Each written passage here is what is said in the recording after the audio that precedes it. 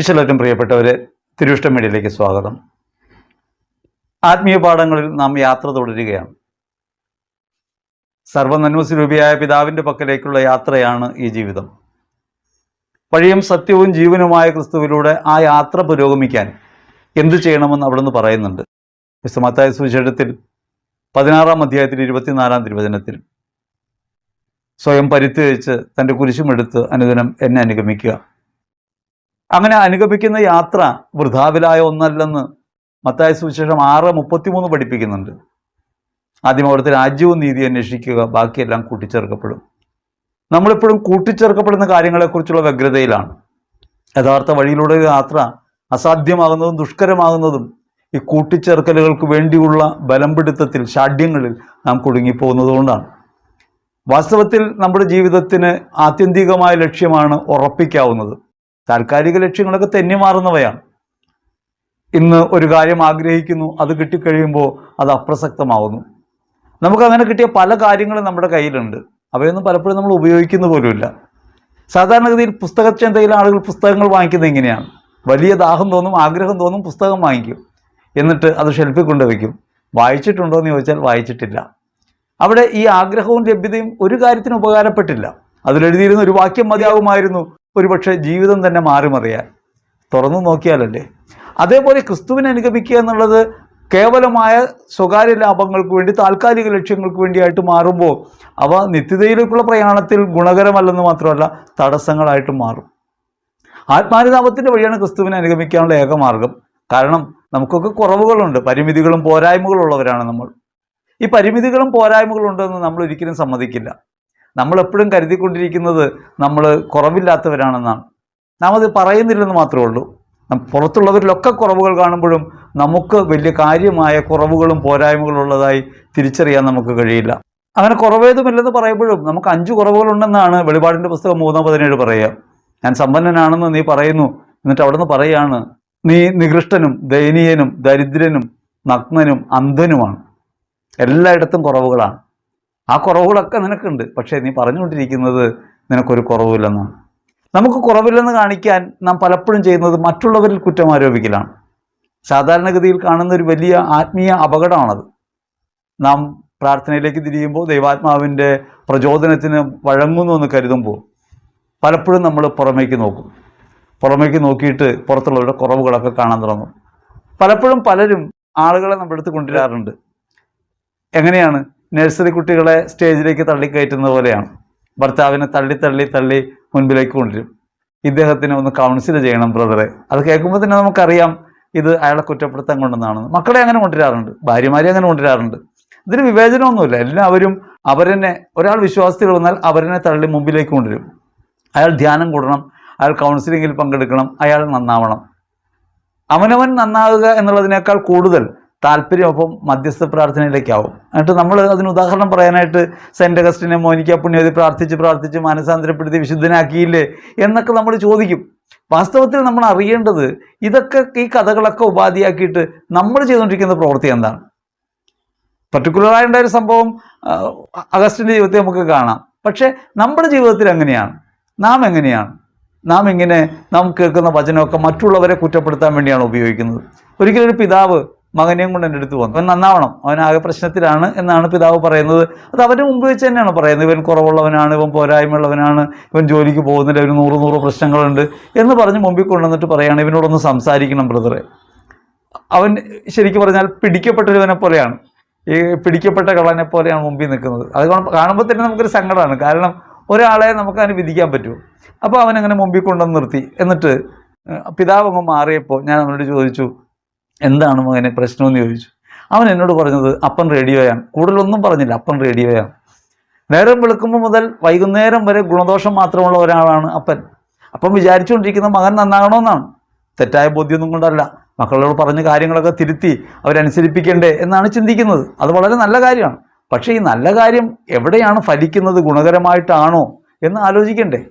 നേരം വിളക്കുമ്പോൾ മുതൽ ചെയ്യുന്ന പ്രവൃത്തികൾക്കൊക്കെ കുറ്റം കണ്ടുപിടിച്ച് പുറകെ നടന്ന് തിരുത്തി ഉപദേശിച്ച് നല്ലവനാക്കാൻ നോക്കിക്കൊണ്ടിരിക്കുമ്പോൾ 2 കാര്യങ്ങൾ സംഭവിക്കുന്നുണ്ട്. ഒന്ന്, അവൻ ദൈവരാജ്യത്തിൽ നടന്നു പോകുന്നു, ദൈവത്തിൻ്റെ സ്നേഹത്തിൽ നടന്നു പോകുന്നു. ഒപ്പം അപ്പൻ ആത്മാനുതാപത്തിൻ്റെ വഴി നടന്നു പോകുന്നു, കുഴിയിലേക്ക് പോയിക്കൊണ്ടിരിക്കുകയാണ്. തിരിച്ചറിയുന്നില്ല.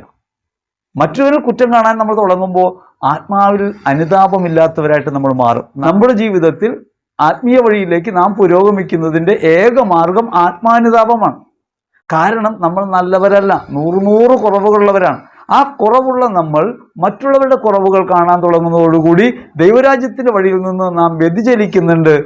നമുക്ക് കുറവില്ല എന്ന ധാരണയിലേക്ക് എത്തുന്നുണ്ട്. അപരനിൽ കുറവുകൾ കാണാൻ തുടങ്ങുകയും അവനെ കുറ്റം വിധിക്കുകയും ചെയ്യുകയാണെന്ന് നാം പോലും അറിയാതെ നാം ആ പ്രവൃത്തിയിൽ ഏർപ്പെടുന്നു. എന്തിനു അബദ്ധമാണെന്ന് ആലോചിച്ച് നോക്കിയേ. കൊച്ചുരച്ച പറയുന്നുണ്ട്, ഇപ്പം നമ്മുടെ മുമ്പിൽ ഒരാൾ തെറ്റ് ചെയ്യുന്നു. അങ്ങനെ ഒരു തെറ്റ് ചെയ്യുമ്പോൾ അയാൾ ഒരു തെറ്റ് ചെയ്തതായിട്ട് നമ്മൾ കാണുന്നു, നമ്മൾ അയാളെ വിധിക്കുന്നു. യഥാർത്ഥത്തിൽ നാം കാണാത്ത 1000 സാഹചര്യങ്ങളിൽ 1000 പ്രലോഭനങ്ങളെ, ഇതേ പ്രലോഭനങ്ങളെ അയാൾ നേരിട്ട് കീഴ്പ്പെടുത്തിയിട്ടുണ്ട്. നമ്മളത് കണ്ടിട്ടില്ല. ഒരു തവണ വീണതാണ് നമ്മൾ കണ്ടത്. ആ വീണ ഒരു തവണയെ പ്രതി നമ്മളയാളെ കുറ്റപ്പെടുത്തുമ്പോൾ അയാൾ വിമോചനം പ്രാപിച്ച 1000 തവണകളുണ്ട് എന്ന കാര്യം നാം മറന്നു പോകുന്നു. മറ്റൊരു കാര്യമുള്ളത്, ഈ അപരനൊരു കുറ്റം കാണുമല്ലോ. അപരനൊരു കുറ്റം കാണുമ്പോൾ നാം വിചാരിക്കുന്നത് ഇത് അവനിലുള്ളതാണെന്നാണ്. വാസ്തവത്തിൽ നാം മനസ്സിലാക്കേണ്ടത്, നമ്മളൊരു കുറ്റം അപരനിൽ കാണുന്നുവെങ്കിൽ നിശ്ചയമായും അത് നമ്മിലുണ്ട്. സാധാരണ ആളുകൾക്ക് ഇത് കേൾക്കുമ്പോൾ ഇഷ്ടപ്പെടില്ല. ഒരാളൊരു തെറ്റ് ചെയ്യുന്നത് നമ്മൾ കാണുന്നു, നമുക്കത് മനസ്സിലാവുന്നു, അത് നമ്മളിൽ തെറ്റുള്ളത് കൊണ്ടാണെന്ന് പറഞ്ഞാലും നമ്മളിലുള്ളത് കൊണ്ടാണ്. പുളി തിന്നാത്ത ഒരാൾക്ക് പുളി കാണുമ്പോൾ വായിൽ വെള്ളം വരില്ല. വിചാരത്തിലോ വാക്കിലോ പ്രവൃത്തിയിലോ ഉപേക്ഷയിലോ എവിടെയെങ്കിലും ആ കുറവ് അയാൾക്കുണ്ടാവും. പ്രവൃത്തി തന്നെ വേണമെന്നില്ല. പാപത്തിന് 4 മാർഗങ്ങളുണ്ടല്ലോ: വിചാരം, വാക്ക്, പ്രവൃത്തി, ഉപേക്ഷ. 4 തരത്തിലാണെങ്കിലും പാപാവസ്ഥയിലാണ്. നന്മതിന്മകളെക്കുറിച്ചല്ല ഞാൻ പറയുന്നത്. പ്രവൃത്തിയിലെ നന്മതിന്മകളെയും പാപത്തെയും രണ്ടായിട്ട് കാണണം. പാപം എന്ന് വെച്ചാൽ ദൈവിക ബന്ധത്തിൽ ഈ പ്രവൃത്തി മൂലം ഉണ്ടാകുന്ന അകലമാണ്. അല്ല, കേവല പ്രവൃത്തിയോ നന്മയോ തിന്മയോ എന്നുള്ളത് വേറെ കാര്യമാണ്. അത് ലോകത്തിൻ്റെ കാര്യമാണ്. ഒരു പ്രവൃത്തി നന്മയോ തിന്മയോ എന്ന് വിധിക്കുന്നത് മാനുഷികമായിട്ടാണ്. നന്മയോ തിന്മയോ ആയ പ്രവൃത്തികളുടെ ഫലം ദൈവത്തിൽ നിന്നുള്ള അകലമാണോ അടുപ്പമാണോ? അതാണ് പാപം. അപ്പോൾ ദൈവവുമായുള്ള അകലത്തിൽ എങ്ങനെയാണെന്ന് തിരിച്ചറിയാൻ നമുക്ക് കഴിയുന്നില്ല. അതുകൊണ്ട് നാം ഇങ്ങനെ ആത്മാനുതാപമില്ലാത്തവരായിട്ട് പോകുന്നു. അവരിലെ കുറവ് കാണുന്നു. അവരിലെ കുറവ് കാണുമ്പോൾ അതേ കുറവുകൾ തനിക്കുണ്ടെന്നും, ദൈവമേ ഈ കുറവുകൾ എന്നോട് ക്ഷമിക്കണമേ എന്ന് ഞാൻ അനുദപിക്കാൻ തുടങ്ങുമ്പോഴാണ് യഥാർത്ഥത്തിൽ എൻ്റെ ഹൃദയം ദൈവാത്മാവിൻ്റെ പ്രേരണയ്ക്ക് വിധേയപ്പെട്ടതായിട്ട് മാറുക. രണ്ടാമതൊരു കാര്യമുള്ളത്, ഈ നമ്മുടെ പുറത്ത് കാണുന്ന ആളുണ്ടല്ലോ, അപരൻ. അതാരും ആവട്ടെ, ഭാര്യ ആവട്ടെ, ഭർത്താവാകട്ടെ, മക്കളാകട്ടെ, സഹോദരനാകട്ടെ, അയൽക്കാരനാകട്ടെ, ആരുമാകട്ടെ, അപരൻ, തെറ്റ് ചെയ്യുന്നതായി നമ്മൾ കാണുന്ന ഈ അപരൻ, ആ അപരൻ നിങ്ങളുടെ നിങ്ങളല്ലാത്ത ഭാഗമാണ്. നിങ്ങളുടെ നിങ്ങളല്ലാത്ത ഭാഗം അത് നിങ്ങൾ തന്നെയാണ്. എൻ്റെ കുറവുകൾ നിങ്ങൾ കാണുമ്പോഴും നിങ്ങളുടെ കുറവുകൾ ഞാൻ കാണുമ്പോഴും തിരിച്ചറിയേണ്ടത് നമുക്കിടയിൽ ഇങ്ങനെ ഒരു ബന്ധമുണ്ട്. എന്നിലെ ഞാനല്ലാത്ത ഞാനാണ് എന്നെ കേൾക്കുന്ന നിങ്ങൾ. അങ്ങനെ ഒരു കാര്യമുണ്ട് അതിനകത്ത്. കാരണം മനുഷ്യൻ എന്നതൊരു സമ്പൂർണതയാണ്. മനുഷ്യനൊരു സാമൂഹ്യ ബന്ധങ്ങൾക്കകത്താണ് വെളിപ്പെടുക. സാമൂഹ്യ ബന്ധങ്ങൾക്കകത്താണ് മനുഷ്യൻ വെളിപ്പെടുക. ഈ ബന്ധത്തിനകത്താണ് നാം ജീവിക്കുന്നത്. അതുകൊണ്ട് അപരൻ്റെ തെറ്റ് അപരൻ്റേതെന്ന് പറഞ്ഞ് ഒഴിവാക്കാൻ നമുക്കാവില്ല. അത് നമ്മുടേത് കൂടിയാണ് എന്ന് നമ്മൾ തിരിച്ചറിയണം. അങ്ങനെ നമ്മുടേത് കൂടിയാണെന്ന് തിരിച്ചറിയുമ്പോഴാണ് അപരന് വേണ്ടി നമുക്ക് സ്വയം സമർപ്പിക്കാൻ പറ്റുക. അങ്ങനെയാണ് ജീവിതത്തിൽ മറ്റുള്ളവർക്ക് വേണ്ടി സ്വന്തം ജീവിതത്തെ കാഴ്ചവെച്ചും അനുദപിച്ചും രക്ഷ അനുഭവിക്കാൻ കഴിയുക. ഇത് കാഴ്ചവെപ്പിൻ്റെ കാര്യമുണ്ട്, ഒരു അനുദപിക്കലിൻ്റെ കാര്യമുണ്ട്. അതുകൊണ്ട് അനുതാപം എന്നത് ഹൃദയത്തിന് പിതാവായ ദൈവത്തിലേക്ക് ക്രിസ്തുവിലൂടെ മുന്നേറാനുള്ള വഴിയാണ്. അനുദപിക്കുകയല്ലാതെ വേറെ മാർഗമില്ല. കാരണം നമ്മൾ ഒരു കുറവുമില്ലാത്തവരല്ല, 100 കുറവുകളുള്ളവരാണ്. വിശുദ്ധ മത്തായി സുവിശേഷത്തിൽ 7-ാം അധ്യായത്തിൽ 3-ാം തിരുവചനം പറയും, നീ അന്യൻ്റെ കണ്ണിലെ കരട് കാണുകയും സ്വന്തം കണ്ണിലെ തടിക്കഷ്ണം തിരിച്ചറിയാതിരിക്കുകയും ചെയ്യുന്നതുകൊണ്ട്. മറ്റുള്ളവരുടെ കണ്ണിലെ കരട് കാണുന്നുണ്ട്, സ്വന്തം തടിക്കഷ്ണം കാണുന്നില്ല. 100 തിന്മയ്ക്കകത്താണ് നമ്മൾ. പക്ഷേ നമ്മൾ തിരിച്ചറിയുന്നില്ല. അപരനിൽ കുറവുള്ളത് മാത്രമേ നമ്മൾ കാണുന്നുള്ളൂ. ഈ അപരനിലേക്ക് തിരിയുമ്പോൾ ഉണ്ടാകുന്ന ഒരു കാര്യം, ആത്മബോധം നഷ്ടപ്പെടും, ആത്മദർശനം നഷ്ടപ്പെടും. ആദ്യം ആത്മദർശനം, അത് കഴിഞ്ഞാണ് ദൈവദർശനം. ആത്മദർശനം എന്നത് അവനവനെ തിരിച്ചറിയുന്ന മാർഗമാണ്. എൻ്റെ കുറവുകളും പോരായ്മകളും ഞാൻ തിരിച്ചറിയുന്ന മാർഗമാണ് ആത്മദർശനം. ആത്മദർശനം ഇല്ലാത്ത ഒരാൾക്ക് ദൈവദർശനം സാധ്യമല്ല. ദൈവദർശനം ഇല്ലാത്ത ഒരാൾക്ക് സാഹോദര്യ ദർശനം സാധ്യമല്ല. അതുകൊണ്ടാണ് നമ്മുടെ ബന്ധങ്ങൾക്കൊക്കെ അപജയം ഉണ്ടാകുന്നതിൻ്റെ കാര്യം എന്താണ്? നമുക്ക് ആത്മദർശനമില്ല, അനുതാപമില്ല, ഹൃദയത്തിന് ചൂട് പിടിക്കുന്നില്ല. ഇത് നിരന്തരം കരഞ്ഞുകൊണ്ടിരിക്കുക എന്നല്ല കേട്ടോ, ചെയ്യുന്നതൊക്കെ പിഴവാണെന്നോർത്ത് കുറ്റബോധം തോന്നി ദൈവമേ ഞാൻ പാപിയാണ്, ഞാൻ മോശമാണെന്ന് ചിന്തിക്കലല്ല. ഞാനും ദൈവവുമായുള്ളൊരു അകലം തിരിച്ചറിഞ്ഞ് ഹൃദയത്തിനകത്തുണ്ടാകുന്ന ചൂടാണ്. എന്നിൽ വസിക്കുന്ന എൻ്റെ യേശുവുമായി എനിക്കുള്ള ഒരു ബന്ധത്തിലെ അകലം. എനിക്ക് അവനെ സ്നേഹിക്കാൻ കഴിയുന്നില്ല. യേശു സ്നേഹിച്ചതുപോലെ സ്നേഹിക്കാനോ, ക്ഷമിച്ചതുപോലെ ക്ഷമിക്കാനോ, സഹിച്ചതുപോലെ സഹിക്കാനോ, കൊടുത്തതുപോലെ കൊടുക്കാനോ, സ്വയം സമർപ്പിച്ചതുപോലെ സമർപ്പിക്കാനോ എനിക്കാവുന്നില്ലല്ലോ എന്ന് എൻ്റെ ഹൃദയത്തിലുണ്ടാകുന്ന ചൂടാണ് അനുതാപം. അതല്ലാതെ കണ്ണീരല്ല. ഞാൻ പാപിയാണെന്ന് എപ്പോഴും സ്വയം നിന്ദിച്ചുകൊണ്ടിരിക്കുന്നതിൻ്റെ പേരല്ല.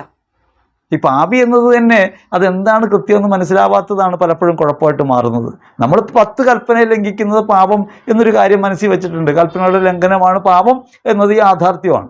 എന്നാൽ ഈ കൽപ്പനകൾക്ക് ലംഘനം ഉണ്ടാകുന്നത് എവിടെയാണ്? സ്നേഹത്തിന് ലംഘനം ഉണ്ടാകുമ്പോഴാണ്. ക്രിസ്തുവിനോടുള്ള സ്നേഹത്തിനകത്ത് എനിക്ക് എന്തോരം കുറവുകളുണ്ട്, പോരായ്മയുണ്ട്. ആ കുറവാണ് പാപത്തിലേക്ക് എന്നെ തള്ളിയിടുക.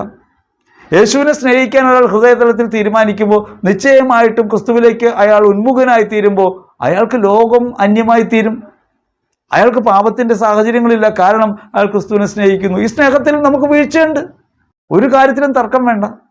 നമുക്ക് ഓരോരുത്തർക്കും വ്യക്തിപരമായ നമ്മുടെ ജീവിതം നമ്മൾ തന്നെ പരിശോധിച്ചാൽ നമുക്കറിയാൻ പറ്റും ക്രിസ്തുവിനെ സ്നേഹിക്കാതിരിക്കുന്ന നിരവധി സാഹചര്യങ്ങൾ നമ്മുടെ ജീവിതത്തിലുണ്ട്. അപ്പം നമ്മളൊരു കാര്യം, ഒരു സത്യം പറഞ്ഞു, അത് മറ്റൊരാൾ അംഗീകരിക്കുന്നില്ല, നമ്മൾ എന്തായിരിക്കും ചെയ്യുക? നമുക്കയാളുടെ ദേഷ്യം തോന്നും. ക്രിസ്തുവിന് എന്ത് തോന്നും? ക്രിസ്തുവിന് അനുകമ്പ തോന്നും. ഒരാൾക്ക് ഒരു തെറ്റ് ചെയ്യുന്നത് നമ്മൾ കണ്ടാൽ നമ്മൾക്ക് അയാളുടെ വെറുപ്പ് തോന്നും. ഇയാൾ ഇങ്ങനെ ചെയ്യണമല്ലോ എന്ന് തോന്നും. ക്രിസ്തു അയാളെ തേടിയാണ് വരുന്നതെന്നാ പറയാ. രോഗികളെ തേടിയാണ്, പാപികളെ തേടിയാണ്. അവനുവേണ്ടി മരിക്കാനാണ്. തേടി വന്നിട്ട് എന്തിനാ? ഉപദേശിച്ച് നേരെയാക്കാനാണോ? മരിക്കാനാ, പകരം മരിക്കാൻ. നമ്മളേത് ഭാവത്തിലാണ്? അപ്പോൾ ക്രിസ്തുവുമായുള്ള അന്തരം നമ്മുടെ ജീവിതത്തിൽ നമ്മൾ തിരിച്ചറിയുന്ന ഓരോ നിമിഷവും ഹൃദയത്തിൽ ചൂടേറും. നമുക്ക് വേണ്ടി കുരിശിൽ മരിച്ച ഒരാളെക്കുറിച്ച് ഞാനീ പറയണേ. നമുക്ക് വേണ്ടി അവൻ കുരിശിൽ മരിച്ചു എന്നത് ഒരു സ്നേഹം നമ്മിൽ ജ്വലിപ്പിക്കുന്നില്ലെങ്കിൽ, അവനിലേക്ക് പ്രയാണം ചെയ്യാനായി ജീവിതത്തെ സംസ്കരിക്കണം എന്നൊരു ബോധം നമുക്കുണ്ടാകുന്നില്ലെങ്കിൽ, നമ്മുടെ കുറവുകൾ നാം തിരിച്ചറിയുന്നില്ലെങ്കിൽ നാം ആത്മാനുതാപമില്ലാത്തവരാണ്. ആത്മീയതയുടെ അകക്കാം എന്ന് പറയുന്ന ആത്മാനുതാപമാണ്. ദൈവിക ബന്ധം അനുഭവിക്കാനുള്ള ഏറ്റവും എളുപ്പമാർഗം, അല്ലെങ്കിൽ ഏറ്റവും സുതാര്യമായ മാർഗം. എളുപ്പമുള്ളതെന്ന് പറയുന്നതിനേക്കാൾ നല്ലത് സുതാര്യമായ മാർഗം, ലളിതമായ മാർഗം. ദൈവത്തെ അന്വേഷിച്ച് മലമുകളിൽ കയറേണ്ട കാര്യമില്ലല്ലോ. നമ്മൾ മലമുകൾ തേടുന്നവരാണ്. ദൈവത്തെ അന്വേഷിച്ച് മലമുകൾ തേടുന്നവർ, ദൂരദേശങ്ങളിൽ പോയി ധ്യാനം കൂടിയാൽ ദൈവത്തെ അനുഭവിക്കാമെന്ന് തെറ്റിദ്ധരിക്കുന്നവർ, അകമേ വസിക്കുന്ന ഒരാളെ തിരിച്ചറിയാതെ പോകുന്നവർ. ധ്യാനകേന്ദ്രങ്ങളൊന്നും മോശമെന്നല്ല കേട്ടോ ഞാൻ പറഞ്ഞതിനർത്ഥം. നമ്മൾ ധ്യാനങ്ങളിലും തീർത്ഥാടനങ്ങളും ഒക്കെ പങ്കെടുക്കുമ്പോൾ നമ്മൾ തിരികെ നടക്കാത്ത ഒരേ ഒരിടം നമ്മുടെ ഹൃദയമാണ്. നമ്മുടെ ഹൃദയത്തിലേക്ക് തിരിഞ്ഞു നോക്കി ഹൃദയം ദൈവത്തോട് എത്രത്തോളം മുൻമുഖമാണെന്നും ഹൃദയത്തിൽ എത്രത്തോളം ദൈവാനുഭവം ഉണ്ടെന്നും തിരിച്ചറിയാൻ പരിശ്രമിച്ചാൽ അവിടെ വെച്ച് ബോധ്യമാകാവുന്ന കാര്യമുള്ളൂ. പക്ഷേ നാം എപ്പോഴും ബാഹ്യമായ പ്രവർത്തനത്തിലേക്കാണ്, ലോകത്തിലേക്കാണ് ശ്രദ്ധ മുഴുവൻ. അതുകൊണ്ട് നമ്മുടെ കൂടെയുള്ളവരുടെ കുറ്റങ്ങൾ കാണുന്നു. ഒരിക്കൽ ഒരു ഭാര്യ ഭർത്താവിനെയും കൊണ്ട് വരികയാണ്. കാലിലൊരു വ്രണമൊക്കെയുള്ള ചേട്ടനാണ്, ഒരു സാധു മനുഷ്യൻ. അദ്ദേഹത്തെ കൊണ്ടുവന്നു മരുന്നിൻ്റെ കാര്യമൊക്കെ പറഞ്ഞു. കുറച്ചു നേരം സംസാരിച്ച് കഴിഞ്ഞപ്പോൾ ആ സഹോദരി പറഞ്ഞു, ബ്രദറെ ഒന്ന് ഇദ്ദേഹത്തെ കൗൺസിൽ ചെയ്യണം. വാസ്തവത്തിൽ എനിക്കത് കേട്ടപ്പോൾ ദേഷ്യം ഉണ്ടായത്. കാരണം ഒരാളിങ്ങനെ വിലയിടിക്കുന്ന പ്രവൃത്തി വേറെ ഇല്ല. നമ്മൾ സാധാരണ കൗൺസിലിംഗ് എങ്ങനെ ഉണ്ടാവേണ്ടതാ? കൗൺസിലിംഗ് ഒരാൾക്ക് തോന്നുകയാണ് എനിക്ക് ഒരു തീരുമാനം എടുക്കാൻ പറ്റുന്നില്ല, അല്ലെങ്കിൽ എനിക്ക് എൻ്റെ ജീവിതത്തിൽ ഒരു അസ്വസ്ഥതയുണ്ട്, ആ അസ്വസ്ഥത കാരണം എനിക്ക് തിരിച്ചറിയാൻ കഴിയുന്നില്ല, അതിന് മോചിതനാകാൻ കഴിയുന്നില്ല എന്ന് തോന്നുമ്പോൾ അയാൾ വ്യക്തിപരമായി ഒരു സഹായം അഭ്യർത്ഥിക്കുന്നതാണ് കൗൺസിലിംഗ്. യഥാർത്ഥ കൗൺസിലർ പരിശുദ്ധാത്മാവാണ്. വ്യക്തിപരമായി ചെയ്യാവുന്ന കാര്യമുള്ളൂ. പരിശുദ്ധാത്മാവിൽ ഒരാൾ പ്രാർത്ഥിച്ചാൽ, അയാൾക്ക് ആത്മാവിൽ തൻ്റെ ഈ പ്രശ്നം സമർപ്പിച്ച് പ്രാർത്ഥിച്ചാൽ അയാൾക്ക് ബോധ്യമാകാവുന്ന കാര്യമുള്ളൂ. അപ്പോൾ അതിനൊരു സഹായം തേടുന്നു. അതിന് നമ്മളിവിടെ കൗൺസിലർമാരെന്ന് പറഞ്ഞിരിക്കുന്ന ആളുകൾ യഥാർത്ഥ കൗൺസിലേഴ്സ് അല്ല. അവർക്ക് ഇതിനെക്കുറിച്ച് അറിയില്ല. ശാസ്ത്രീയമായ കൗൺസിലിംഗ് ഒന്നുള്ളവരല്ല. അവർ ചെയ്യുന്നത് ശരിക്കും പറഞ്ഞാൽ സുവിശേഷ പ്രഘോഷണമാണ്. വ്യക്തിപരമായി വചനം പറയുക, പേഴ്സണൽ ഇവാഞ്ചലൈസേഷൻ. അതാണ് ശരിക്കും പറഞ്ഞാൽ ഇന്നിരിക്കുന്ന കൗൺസിലർ, പേഴ്സണൽ ഇവാഞ്ചലൈസർ. അയാൾ ഈ വരുന്നയാളോട് സുവിശേഷം പറയും, അയാളുടെ ജീവിത പ്രശ്നങ്ങൾക്ക് പരിഹാരമായി സുവിശേഷം പറയും. ഇത്രേ ഉള്ളൂ. പക്ഷെ നമ്മളങ്ങനെയുള്ള കുറിപ്പടിയൊക്കെ കൊടുത്ത് ഇന്നത് ചെയ്യുക, ഇങ്ങനെ ചെയ്താൽ രക്ഷപ്പെടുമെന്ന് എഴുതി കൊടുത്ത് കുറിപ്പടി കൊടുക്കുന്നവരാണ് ഇന്നുള്ള കൗൺസിലേഴ്സ്. ഞാനും കുറ്റം പറയുന്നതല്ല, ഇത് അറിവില്ലായ്മയാകാം. അപ്പം ഞാൻ പറഞ്ഞു വരുന്നത് ഇതാണ്, ഇങ്ങനെ കൗൺസിലറുടെ അടുത്തേക്ക് പോകുന്നത് വ്യക്തിപരമായിട്ടുള്ള കാര്യമാണ്. ഒരാൾക്ക് എൻ്റെ കുറവ് എന്താണെന്ന് തിരിച്ചറിയാൻ കഴിയുന്നില്ല, എൻ്റെ പ്രശ്നം എന്താണെന്ന് മനസ്സിലാകുന്നില്ല, അതിന് പരിഹാരം എന്ത് ചെയ്യണമെന്ന് എനിക്ക് മനസ്സിലാവുന്നില്ല എന്നൊരാൾ പറയും. അങ്ങനെ പറയുമ്പോൾ അയാൾക്ക് ചെയ്യാവുന്ന കാര്യം ഇതാണ്. ഇതൊക്കെയാണ് സുവിശേഷം പറയുന്നത്, ഇതൊക്കെയാണ് സാധാരണയുള്ളത്, തിരഞ്ഞെടുക്കാനുള്ള 2 വഴി ഇതാണ്, ഈ വഴി വേണോ ഈ വഴി വേണോ എന്ന് തിരഞ്ഞെടുക്കുക എന്ന് പറഞ്ഞ് വ്യക്തിപരമായി അയാളെ സ്വതന്ത്രമായി തീരുമാനമെടുക്കാൻ സഹായിക്കലാണ് യഥാർത്ഥത്തിൽ കൗൺസിലിംഗ് എന്ന തരത്തിൽ എന്ത് അറിവില്ലെങ്കിലും ചെയ്യാവുന്നൊരു പ്രവൃത്തി. പക്ഷെ ചെയ്തുകൊണ്ടിരിക്കണം അങ്ങനെയല്ല, ഈ മാർഗത്തിലൂടെ പോകാൻ പ്രസ് ചെയ്യുകയാണ്, പുഷ് ചെയ്യുകയാണ്. അപ്പോൾ ഇദ്ദേഹത്തെ ഇങ്ങനെ അദ്ദേഹത്തെ കൊണ്ടുവന്നു, അതൊരു തള്ളലാണ്, മുമ്പിലേക്ക് തള്ളി നിർത്തലാണ്. ഞാൻ ആ സഹോദരിയോട് പുറത്തിരിക്കാൻ പറഞ്ഞു. എനിക്ക് അല്പം ദേഷ്യം തോന്നി അവരോട്, പുറത്തിരിക്കാൻ പറഞ്ഞു. അങ്ങനെ അവർ പുറത്തേക്ക് പോയി. ആ സഹോദരൻ പേടിച്ചരണ്ട് പൂച്ചയുടെ മുമ്പിൽ അകപ്പെട്ട എലിയെ പോലെ നിൽക്കുകയാണ്. അയാൾ ഗൾഫിലായിരുന്നു. അപ്പോൾ അയാളുടെ ജീവിതത്തിലെ പല കാര്യങ്ങളും ഞാനിപ്പോൾ അയാളോട് പറയുമെന്നാണ് അയാൾ പ്രതീക്ഷിച്ചിരിക്കുന്നത്. എനിക്ക് അയാളുടെ വിഷമം മനസ്സിലായി. ഞാൻ അയാളോട് പറഞ്ഞു, നിങ്ങൾ പണമുണ്ടാക്കാനുള്ള ഓട്ടത്തിലായിരുന്നു, ലോകസുഖങ്ങളുടെ പിന്നാലെയായിരുന്നു. ഞാൻ അതിനെക്കുറിച്ചൊന്നും നിങ്ങളോട് ചോദിക്കുന്നില്ല. എനിക്കൊരു കാര്യമേ നിങ്ങളോട് പറയാനുള്ളൂ. നിങ്ങൾ ഈ ഓടിയ വഴിയിലൊക്കെ നിങ്ങൾ മറന്നുപോയി നിങ്ങളുടെ അകത്തുള്ള ഈശോയെ. ഈശോയിലേക്കായിരുന്നു നിങ്ങൾ തിരിയേണ്ടത്. ഓടിയതൊക്കെ പാഴായിപ്പോയി. നിങ്ങളുടെ അകത്തുള്ളവനെ നിങ്ങൾ അറിയണം. ഞാൻ ഈ ഒറ്റ വചനം പറഞ്ഞ സമയത്ത്, ഈ ഒറ്റ വാക്ക് പറഞ്ഞ സമയത്ത് ഈ മനുഷ്യൻ പൊട്ടിക്കരയാൻ തുടങ്ങി. ഞാൻ അയാളെ ചേർത്ത് പിടിച്ചു പറഞ്ഞു, വിഷമിക്കണ്ട, ഇപ്പോൾ. അങ്ങനെയാണല്ലോ 2 കൊരിന്ത്യർ 6:2 പറയുന്നത്. ഇതാണ് സ്വീകാര്യമായ സമയം, ഇതാണ് രക്ഷയുടെ ദിവസം. പഴയതൊന്നും ആലോചിക്കേണ്ട, പഴയതൊക്കെ തള്ളിക്കളയുക. ഈശോയോട് ഗാഢമായി പറയുക, ഞാൻ നിന്നെ സ്നേഹിക്കുന്നു എന്ന് ഹൃദയത്തിൽ പറയുക. കാല് പഴുത്തൊലിച്ചുകൊണ്ടിരിക്കാം. അദ്ദേഹം വന്നത് കാറിനാണ്, നടക്കാൻ നിവൃത്തിയില്ല. അദ്ദേഹം തിരിച്ചുപോയി. അന്ന് രാത്രി മുഴുവനും ആ വ്രണം പഴുത്തൊലിച്ചത് കൂടുതലായി, വെള്ളം ധാരാളം വരാൻ തുടങ്ങി. അദ്ദേഹം വളരെ വേദനയോടെ പൊളഞ്ഞു. അപ്പം അദ്ദേഹം ആ രാത്രി മുഴുവൻ ഈശോയെ ഞാൻ നിന്നെ സ്നേഹിക്കുന്നു എന്ന് പറഞ്ഞുകൊണ്ടിരിക്കുകയാണ് വേദന എടുക്കുമ്പോഴത്ത്. പിറ്റേന്ന് രാവിലെ അദ്ദേഹത്തിൻ്റെ ആ തള്ളവിരൽ, പഴുത്തൊലിച്ച് വ്രണമായിരുന്ന ആ തള്ളവിരൽ, ഷുഗർ രോഗിയാണ്, ആ തള്ളവിരൽ സമ്പൂർണ്ണമായി സൗഖ്യപ്പെട്ടു. അദ്ദേഹം എന്നെ രാവിലെ വിളിച്ചു, 8 മണിയൊക്കെ ആയപ്പോൾ വിളിച്ചു. അദ്ദേഹം വഴി നിൽക്കുകയാണ്. ബ്രദറെ, ഞാൻ വഴി നിൽക്കുകയാണ്. ഞാൻ ചോദിച്ചു, വീട്ടിൽ നിന്നൊക്കെ പുറത്തിറങ്ങാൻ തുടങ്ങിയോ? അദ്ദേഹം പറഞ്ഞു, വഴി നിൽക്കുകയാണ്, എൻ്റെ കാല് സുഖമായി ബ്രദറെ. ഞാൻ പറഞ്ഞു, അതിൽ കൂടുതൽ നിങ്ങളുടെ ഹൃദയം. നിങ്ങൾ ഈ ലോകത്തെ കാര്യങ്ങൾ അന്വേഷിക്കേണ്ട, ഈ ലോകത്തിലെ കാര്യങ്ങൾ മാറ്റിക്കിട്ടാൻ വേണ്ടി പ്രാർത്ഥിക്കേണ്ട, മറ്റുള്ളവർ മാനസാന്തരപ്പെടാൻ പ്രാർത്ഥിക്കേണ്ട. ആദ്യം ചെയ്യേണ്ടത് എന്താ? അവനവനിലേക്ക് തിരിയണം. അവനവനിലേക്ക് അനുതാപത്തോടെ തിരിയുമ്പോൾ, ക്രിസ്തുവിൻ്റെ മുഖം ഒരാൾ ദർശിക്കുമ്പോൾ നിശ്ചയമായും അയാളുടെ ഹൃദയത്തിനകത്ത് അനുതാപം ഉണരും. ആ അനുതാപം അയാളെ കഴുകി വെടിപ്പാക്കുന്ന പരിശുദ്ധാത്മാവിൻ്റെ പ്രവൃത്തിക്ക് കാരണമാകും. അയാൾ ക്രിസ്തുവിൻ്റെ രക്തത്താൽ കഴുകപ്പെടുന്ന അനുഭവമൊക്കെ ഉണ്ടാവും. ജീവിതത്തിൽ ഒരു വലിയ മാറ്റം സംഭവിക്കാൻ പോവുകയാണ്. ഈ ഒരൊറ്റ കാര്യം ഓർത്താൽ മതി, ആത്മാനുതാപം. പക്ഷേ നമ്മൾ എന്ത് ചെയ്യും? ഉന്തിത്തള്ളി മറ്റുള്ളവരുടെ മുമ്പിലേക്ക് കൊണ്ടുപോകും. ഇത് അവരനിൽ കുറ്റം കണ്ടുപിടിക്കാനാണ്. എന്തിനാണ് അവരനീ കുറ്റം കണ്ടുപിടിക്കുന്നത്? ഇത് മനസ്സിൻ്റെ ഒരു കളിയാണ്. മനസ്സിന് സ്വയം നീതീകരിക്കപ്പെടാൻ വേണ്ടിയാണ്. ഞാൻ ശരിയാണെന്ന് വന്നുവെങ്കിൽ അവരൻ ശരിയാവാതിരിക്കണം. ഈ അവരൻ ശരിയല്ല എന്ന് പറയുന്നത് നിശ്ചയമായും ഞാൻ ശരിയാണെന്ന് സ്ഥാപിച്ചെടുക്കാനുള്ള ശ്രമമാണ്. നമ്മൾ വിചാരിക്കും, ഈ ലോകത്ത് ഈ മാനസിക രോഗികൾക്കുള്ള ആശുപത്രികളൊക്കെ ഒത്തിരി ഉണ്ടായല്ലോ. ഈ മാനസിക രോഗികൾക്കുള്ള ആശുപത്രികൾ ഇത്ര അധികം ഉണ്ടായത് അവരുള്ള കാരുണ്യം കൊണ്ടാണോ? ആരെയെങ്കിലുമൊക്കെ മാനസിക രോഗിയാക്കി മാറ്റി എനിക്ക് മാനസികാരോഗ്യം ഉണ്ടെന്ന് പറയാൻ വേണ്ടിയാണോ? കുറേ പേരെ ഭ്രാന്തനാക്കിയിട്ട് വേണം എനിക്ക് ഭ്രാന്തില്ലെന്ന് പറയാൻ. എല്ലാവർക്കും സ്വാഭാവികമായി മനസ്സാണുള്ളതെങ്കിൽ മനസ്സിന് വിഭ്രമമുണ്ട്. മനസ്സിന് വിഭ്രമമില്ലാത്ത ഒരാളുമില്ല. മനസ്സുണ്ടോ വിഭ്രമമുണ്ട്. അത് ഏതൊക്കെ സമയത്ത് ഏറ്റക്കുറച്ചിലുണ്ടാകാമെന്ന് മാത്രമേ ഉള്ളൂ. മനസ്സിൻ്റെ വിഭ്രമം അനുസരിച്ച് ലിഥിയം കുറയാം, കൂടാം. അങ്ങനെ ശരീരത്തിലെ രാസപദാർത്ഥങ്ങളുടെ വിന്യാസവും കൂടുകയും കുറയൊക്കെ ചെയ്യാം. മാനസിക രോഗത്തിന് ചെല്ലുമ്പോൾ ചെയ്യുന്നത് എന്താ? ഇപ്പം ലിഥിയം കഴിക്കാൻ കൊടുക്കും, അങ്ങനെ എന്തെങ്കിലും ഗുളിക കൊടുക്കും, ആ കെമിക്കൽ കൊടുക്കും. വാസ്തവത്തിൽ എന്താ സംഭവിച്ചത്? ജീവിതത്തിലുണ്ടാകുന്ന പ്രത്യേക സാഹചര്യങ്ങൾ മനസ്സിന് വൈബ്രേഷൻ ഉണ്ടാകുന്നു. എല്ലാവർക്കും ഉണ്ടാകുന്ന വൈബ്രേഷനാണ്. മനസ്സുണ്ടോ? ഉണ്ടാകും. ഒട്ടും വിഭ്രമാവസ്ഥയില്ലാതെ സ്ഥിരമായി മനസ്സ് ചഞ്ചലപ്രകൃതി ഇല്ലാതെ നിന്നുപോയി എന്ന് പറയാവുന്ന ആരുണ്ട് ലോകത്ത്? മനുഷ്യനാണോ? ഈ വിഭ്രമാവസ്ഥ ഉണ്ടാവും. പക്ഷേ നമുക്ക് അപരൻ വിഭ്രമമുള്ളവനാണെന്ന് പറഞ്ഞാൽ മാത്രമേ നമ്മുടെ വിഭ്രമാവസ്ഥയെ മറികടക്കാൻ പറ്റൂ. അതുകൊണ്ട് അവരനിലെ കുറ്റം ആരോപിച്ച് അവരനിലെ കുറവ് കണ്ടെത്തി അവരനെ നീക്കി നിർത്തുന്നത് നാം നീതീകരിക്കാൻ വേണ്ടി ചെയ്യുന്നൊരു സൂത്രമാണെന്ന് മനസ്സിലാക്കണം. ഇത് മനസ്സിൻ്റെ ഒരു കളിയാണ്. അതുകൊണ്ട് പ്രാർത്ഥനയിലേക്ക് വരുമ്പോൾ, വിശ്വാസത്തിലേക്ക് വരുമ്പോൾ, ആത്മീയതയിലേക്ക് വരുമ്പോൾ ഉണ്ടാകാവുന്ന ഒരു പ്രധാന തടസ്സമായതിനെ തിരിച്ചറിയണം. മറ്റുള്ളവരിൽ കുറ്റം കാണുന്ന പ്രവണത വരുന്നുണ്ടോ? അവരെൻ്റെ കുറവിനെക്കുറിച്ച് ഉത്കണ്ഠ ഉണ്ടാവുന്നുണ്ടോ? അതിനെക്കുറിച്ച് ആദ്യമുള്ളവരാകുന്നുണ്ടോ? ചിലരെങ്ങനെ പ്രാർത്ഥിക്കണ കേട്ടാൽ നമുക്ക് വിസ്മയം തോന്നും. ലോകത്തുള്ള സകല മദ്യപാനികൾക്കും വേണ്ടി, ലോകത്തുള്ള സകല സ്വയംഭോഗികൾക്കും വേണ്ടി, സ്വവർഗരതിക്കാർക്കും വേണ്ടി, ലോകത്തെ എല്ലാ വ്യഭിചാരികൾക്കും വേണ്ടി, ലോകത്തെ എല്ലാ കള്ളന്മാർക്കും വേണ്ടി. ഞാനിതൊന്നും അല്ലെന്ന് ഈ പറഞ്ഞുകൊണ്ടിരിക്കണേ. ഞാൻ ഇങ്ങനെയൊന്നുമല്ല. മറ്റേ നമ്മുടെ പഴയ ഫരിസേയൻ പ്രാർത്ഥിച്ചില്ലേ, ഞാൻ ചുങ്കക്കാരനെ പോലെയല്ല, വേശ്യകളെ പോലെയല്ല, നീതിമാനായ ഒരാളല്ല, ദൈവമേ നീ എന്നെ നല്ലവനായിട്ട് ജനിപ്പിച്ചല്ലോ എന്ന് പറയുന്ന ഒരു പരിപാടി ഉണ്ടല്ലോ. പറയുമ്പോൾ ഒരു പുകഴ്ത്തൽ ദൈവത്തിന് കൊടുക്കാനായിട്ട് തോന്നുള്ളൂ, പക്ഷെ സ്വയം നീതീകരിച്ചതാ. നല്ലവനായ ഗുരു നിത്യജീവൻ അവകാശമാക്കാൻ ഞാൻ എന്ത് ചെയ്യണം? ചോദ്യത്തിന് പുറകിലുള്ളത് നല്ലവൻ എന്ന് വിളിച്ചത് നീ, ഞാൻ നിന്നെ നല്ലവൻ എന്ന് വിളിച്ചു, തിരിച്ചു അതേപോലെ തന്നെ നീയും രക്ഷപ്പെടുമെന്ന് പറയാം. അപ്പൊ ദൈവത്തിന്റെ സന്നിധിയിൽ പോലും നമ്മെ വഞ്ചിക്കുന്ന ഒരു ഏർപ്പാടാണ് അവരിലേക്കുള്ള ഈ നോട്ടമെന്ന് തിരിച്ചറിയണം.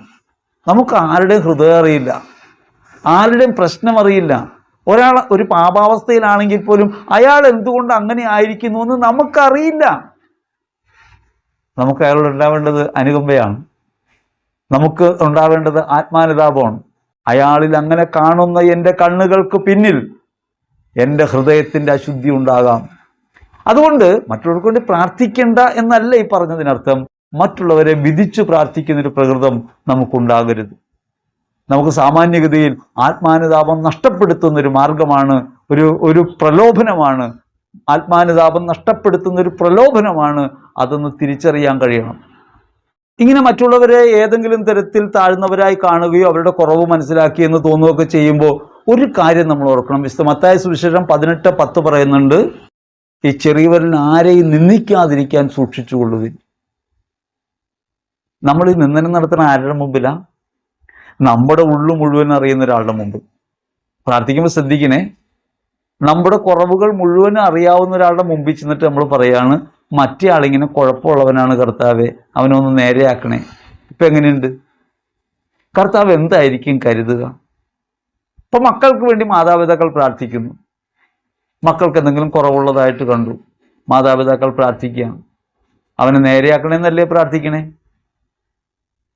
മറ്റുള്ളവരെ നേരെയാക്കണേന്ന് പ്രാർത്ഥിക്കുന്നതിന് പകരം അവരിലെ കുറവ് ഞാൻ കാണുന്നു, എനിക്കൊരു കുറവുണ്ട്, എന്നെ കഴുകണമെന്നല്ലേ ആദ്യം പ്രാർത്ഥിക്കേണ്ടത്?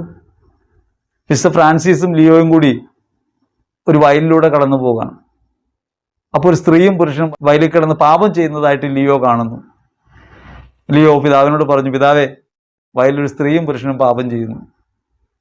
ഫ്രാൻസിസ് പറഞ്ഞു, ലിയോ, നീ അത് പോയി തട്ടി നോക്കുക, അതൊരു വൈക്കോൽ കറ്റയായിരിക്കും.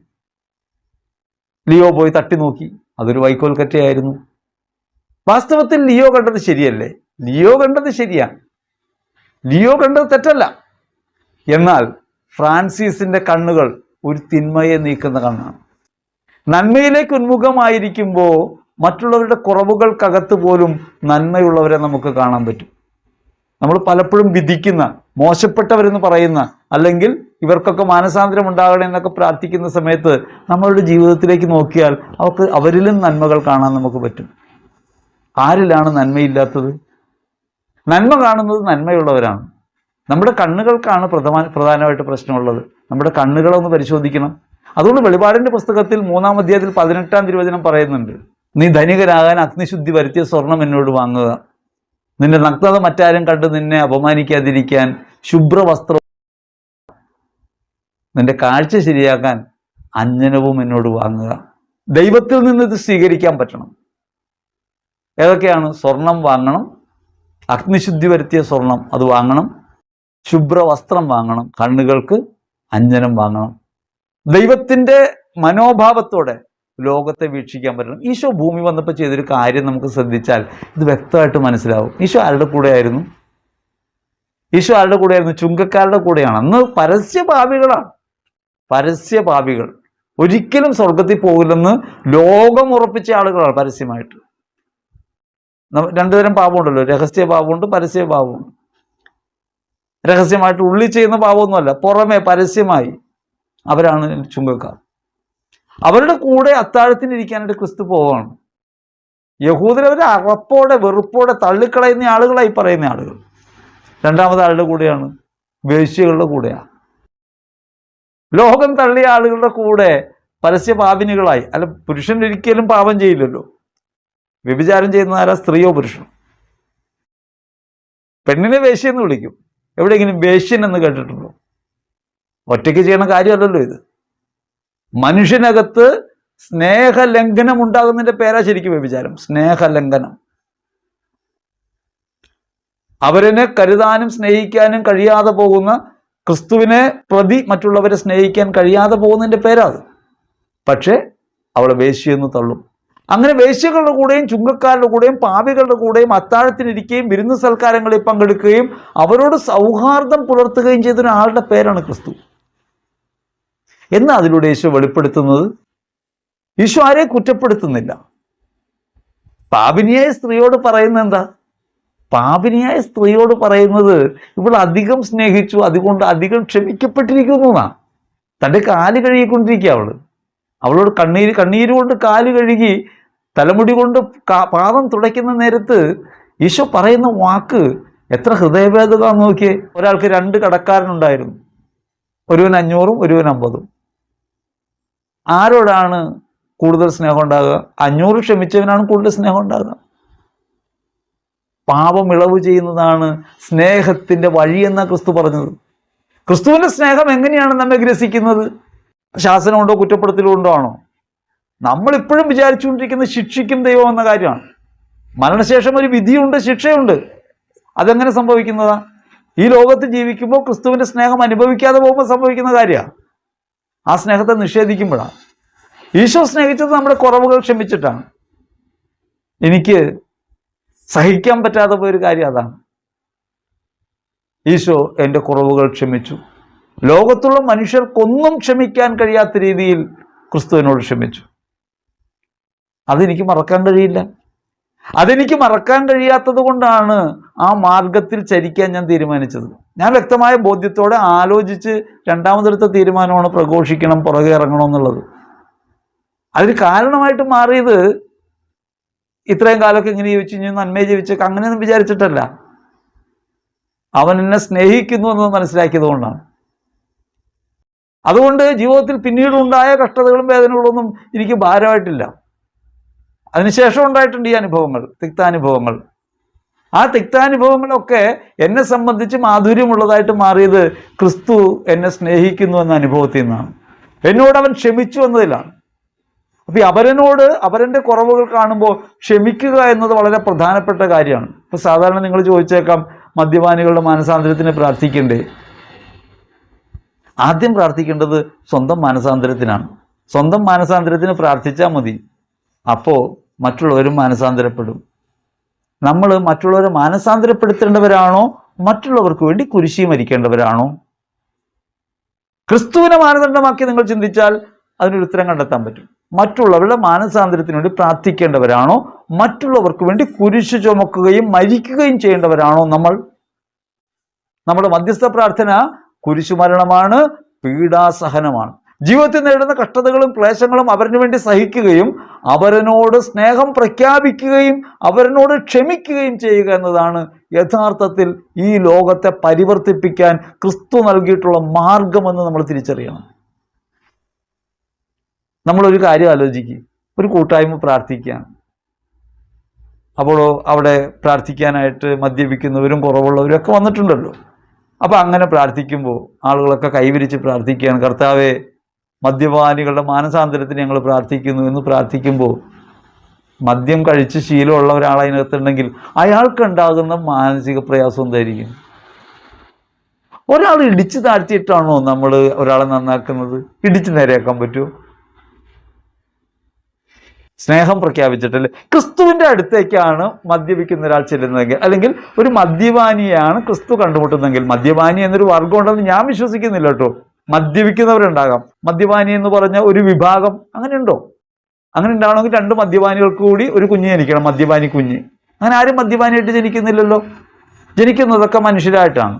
മനുഷ്യർക്ക് പലതരത്തിലുള്ള കുറവുകളുണ്ട്. ഭക്ഷണപ്രിയം ഉണ്ടാകാം, വസ്ത്രപ്രിയം ഉണ്ടാകാം, ആഡംബരപ്രിയം ഉണ്ടാകാം, മദ്യപ്രിയം ഉണ്ടാകാം, പല പ്രിയങ്ങളുണ്ടാകാം. പ്രിയങ്ങൾ വന്നുകൂടാം. അങ്ങനെ വന്നുകൂടിയ ഒരു കാര്യമാണ് ഒരാൾ മദ്യപിക്കുന്നു. ഈ മദ്യപിക്കുന്നയാളെ ക്രിസ്തു കണ്ടുകൂട്ടി എന്താ ചെയ്യുക? നീ നശിച്ചു പോകുമെന്ന് പറയുകയാണ്, മാനസാന്തരപ്പെടുമെന്ന് പറയുകയാണ് ക്രിസ്തു ചെയ്യുക? എനിക്ക് 100% ഉറപ്പുണ്ട്, നെഞ്ചോട് ചേർത്ത് കെട്ടിപ്പിടിക്കും. ക്രിസ്തു ഒരു വാക്ക് പോലും അവനോട് പറയില്ല, അവനെ ചേർത്ത് പിടിക്കും. പിന്നെ ഒരിക്കലും അവൻ മദ്യപിക്കുകയുമില്ല. ജീവിതത്തിൽ ഒരിക്കലും അവന് പിന്നെ മദ്യചഷകം കൈകൊണ്ട് തൊടാൻ കഴിയില്ല. ഒരാളെ സ്നേഹിക്കുന്നത് കൊണ്ട്, ഒരാളുടെ സ്നേഹം പ്രഖ്യാപിക്കുന്നത് കൊണ്ട്, ഒരാളുടെ മേൽ കുതിര കയറാത്തത് കൊണ്ട് ഒരാൾക്കുണ്ടാകുന്ന ദൈവാനുഭവമാണ്. ക്രിസ്തുവാണ് ഒരാളെ കാണുന്നതെങ്കിൽ നിശ്ചയമായും ചേർത്ത് പിടിക്കുകയുള്ളൂ. എനിക്ക് നിന്നെ വേണം എന്ന് പറയുക മാത്രമേ ഉള്ളൂ. ആ ഒരൊറ്റ വാക്ക് മതി നാം അലിഞ്ഞു പോകാൻ. അപ്പം അതുകൊണ്ട് മാനസാന്തരത്തെ സംബന്ധിച്ച് തെറ്റിദ്ധാരണ വേണ്ട. മറ്റുള്ളവർക്ക് വേണ്ടി നാം കയറ് പൊട്ടിക്കേണ്ട. നമ്മൾ ചെയ്യേണ്ടത്, അവരിൽ കുറവുകൾ കാണുന്നുണ്ട്, ആ കുറവുകൾ കാണുന്ന എന്നെ വിശുദ്ധീകരിക്കണമെന്ന് ആദ്യം പ്രാർത്ഥിക്കണം. ഇനി മറ്റുള്ളവർക്ക് വേണ്ടിയും അനുതപിച്ച് പ്രാർത്ഥിക്കണം. അനുതാപപൂർണമായി ജീവിക്കണം. അവരിൽ കുറവ് കാണുമ്പോൾ അതിന് പരിഹാരമായി സ്വന്തം കഷ്ടതകളെയും ക്ലേശങ്ങളെയും കാഴ്ചവെക്കണം. നമ്മൾ ഒറ്റ മനുഷ്യനാണെന്ന് ഓർക്കണം. ബലം പകരാൻ നമുക്ക് കഴിയും. അതാണ് മധ്യസ്ഥ പ്രാർത്ഥന. അതുകൊണ്ട് അവരെൻ്റെ കുറവുകളെ കുറ്റപ്പെടുത്തുന്ന രീതിയിൽ അവരെന്നെ നന്നാക്കാൻ വേണ്ടിയുള്ള ശ്രമങ്ങൾ സാധാരണഗതിയിൽ ചെന്നെത്തുക നമ്മുടെ ആത്മാവിലുള്ള ദൈവൈക്യത്തെ നശിപ്പിക്കുന്ന പ്രവൃത്തിയായിട്ടാണ്. നാമും ദൈവവുമായുള്ള പ്രവൃത്തിയെ അത് ക്ഷയിപ്പിക്കാൻ കാരണമായിട്ട് മാറും. കാരണം പുറത്തേക്കാണ് കണ്ണു തിരിച്ചിരിക്കുന്നത്, അകത്തേക്ക് തിരിയുന്നില്ല. അവനവൻ്റെ കുറവുകളിലേക്ക് തിരിയാൻ നമുക്ക് കഴിയണം. അപ്പോഴാണ് യഥാർത്ഥത്തിൽ മാനസാന്തരത്തിൻ്റെ യാത്ര തുടരാൻ കഴിയുക. ക്രിസ്തുവിലൂടെ പിതാവിലേക്കുള്ള യാത്ര പരിപൂർണതയിലെത്തുക. അതുകൊണ്ട് വെളിപാട് 3:3 പറയുകയാണ്, നീ സ്വീകരിച്ചതും കേട്ടതും എന്തെന്ന് അനുസ്മരിച്ച് അത് കാത്തു സൂക്ഷിക്കുക, അനുദപിക്കുക. അനുദപിക്കണമെന്ന് പ്രത്യേകം പറയുന്നുണ്ട്. ഞാൻ രാത്രി കള്ളനെ പോലെ വരും. ഏത് സമയത്താണ് ഞാൻ വരിക എന്ന് നീ അറിയില്ല. അതുകൊണ്ട് അനുദപിക്കുക. അനുതാപമാണ് ക്രിസ്തുമാർഗം. അനുതാപത്തിലൂടെയാണ് ക്രിസ്തുവിനെ സ്വീകരിക്കാൻ കഴിയുക. അനുതാപത്തിലൂടെയാണ് ക്രിസ്തുവിൽ പിതാവിൻ്റെ സന്നിധിയിലേക്ക് യാത്രയാകാൻ പറ്റുക. ദൈവാനുഭവത്തിൻ്റെ വേദിയായി ഹൃദയം മാറണമെങ്കിൽ അനുതാപം ഉണ്ടാകണം. വെളിപാട് 3:19 പറയാണ്, അനുദപിക്കുക, ഞാൻ വാതിലിൽ മുട്ടുന്നു. ഈശോ അകമേ വസിക്കുന്ന ഒരുവനാണ്. അവൻ അകമേ വസിക്കുന്നുണ്ട്. അവൻ വാതിലിൽ മുട്ടുന്നു, ഹൃദയവാതിലിൽ മുട്ടുന്നു. എന്നിട്ട് പറയുന്നുണ്ടല്ലോ, ആരെങ്കിലും വാതിൽ തുറന്നു തന്നാൽ ഞാൻ അകത്ത് പ്രവേശിക്കുകയും അവനോടൊത്ത് അത്താഴത്തിനിരിക്കുകയും ചെയ്യും. ഈ അനുഭവമാണ് ദൈവൈക്യം. ആ ദൈവൈക്യത്തിലേക്ക് പ്രവേശിക്കാൻ, ദൈവാനുഭവത്തിൻ്റെ വേദിയായ ഹൃദയം മാറാൻ കഴിയണമെങ്കിൽ ആത്മാനുതാപം ഉണ്ടാകണം. മറ്റുള്ളവരെ ഒഴിവാക്കാനും അവരൊക്കെ എങ്ങനെയെങ്കിലും ആയിക്കോട്ടെ എന്ന് വിചാരിക്കാനും അല്ല പറയുന്നത്. നാം നമ്മിലേക്ക് തിരിയുകയും അനുദപിക്കുകയും ചെയ്യാൻ തുടങ്ങുന്നതോടുകൂടി അനുതാപം ഒരു അഗ്നിയാണ്. ആ അഗ്നി പടരും, നീ നിൽക്കുന്നിടത്ത് പടരും, ചുറ്റുപാടുകൾ അത് വിശുദ്ധീകരിക്കും. അതുകൊണ്ട് ആത്മാനുതാപത്തിൻ്റെ വഴിയിലേക്ക് തിരിയാം. അവിടുത്തെ രാജ്യവും നീതി അന്വേഷിക്കാം. ദൈവരാജ്യത്തിൻ്റെ എല്ലാ സമ്പന്നതയും നിങ്ങളുടെ ഹൃദയങ്ങളെ ഭരിക്കട്ടെ. ജീവിതം മുഴുവൻ ദൈവാനുഗ്രഹപ്രദമായി മാറട്ടെ എന്ന് പ്രാർത്ഥിക്കുന്നു. ആമേൻ.